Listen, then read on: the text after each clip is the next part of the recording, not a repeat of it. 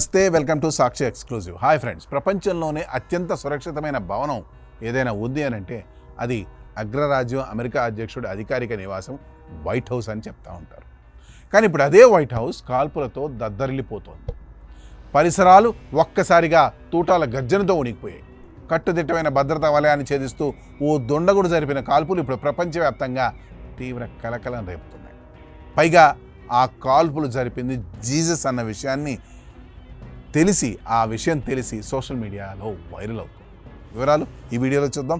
Video అయితే ఎక్కడ skip అవ్వకుండా చూడండి. వాషింగ్టన్ డీసీలోని అత్యంత కీలకమైన సెక్యూరిటీ జోన్లోకి చొరబడిన ఆ గుర్తు తెలియని వ్యక్తి వైట్ హౌస్ కాంప్లెక్స్ వెలుపల తుపాకీతో విచక్షణారహితంగా కాల్పులు జరిపాడు. ఈ ఊహించని దాడులతో అమెరికా సీక్రెట్ సర్వీస్ బలగాలు ఒక్కసారిగా అప్రమత్తమై వైట్ హౌస్ను పూర్తిగా లాక్డౌన్లోకి నెట్టేశాయి. వైట్ హౌస్కు కూతవేడు దూరంలో ఉన్న రహదారిపై హఠాత్తుగా ఢామ్ ఢామ్ అంటూ తుపాకీ శబ్దాలు వినిపించాయి.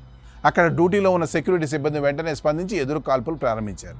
కొద్ది నిమిషాల పాటు ఆ ప్రాంతం అంతా ఓ యుద్ధక్షేత్రాన్ని తలపించింది. ఈ కాల్పుల శబ్దాలు వినబడగానే వైట్ హౌస్ లోపల ఉన్న అత్యవసర అలారంలు మోగాయి. సీక్రెట్ సర్వీస్ ఏజెంట్లు వెంటనే రంగంలోకి దిగి అధ్యక్షుడు ఉన్నతాధికారులను సురక్షిత ప్రాంతాలకు అండర్ గ్రౌండ్ బంకర్లలోకి తరలించారు.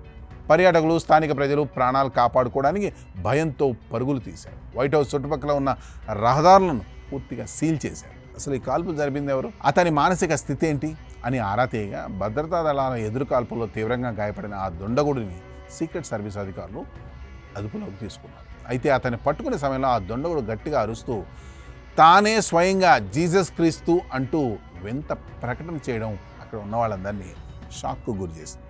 అవును, తను జీసస్నని ఏదో దైవిక సందేశంతోనే ఇక్కడికి వచ్చానంటూ అతను చేసిన వ్యాఖ్యలు ఇప్పుడు దర్యాప్తు సంస్థలను సైతం ముక్కును వేలేసుకున్నదా చేస్తున్నాయి. ఇది కేవలం ఒక సైకో చేసిన ఉన్మాద చర్య లేదా మతపరమైన భ్రాంతితో ఉద్దేశపూర్వకంగా చేసిన తేడా, లేక దీని వెనుక ఏదైనా వ్యవస్థీకృత అంతర్జాతీయ కుట్ర దాగి ఉందా అనే కోణంలో FBI సీక్రెట్ సర్వీస్ ఉమ్మడిగా దర్యాప్తును ముమ్మరం చేశారు. అమెరికాలో ఇటీవల కాలంలో గన్ కల్చర్, అంతర్గత భద్రతా లోపాలు ఏ స్థాయిలో పెరిగిపోయాయో చెప్పడానికి ఘటనే ఓ సజీవ సాక్ష్యం.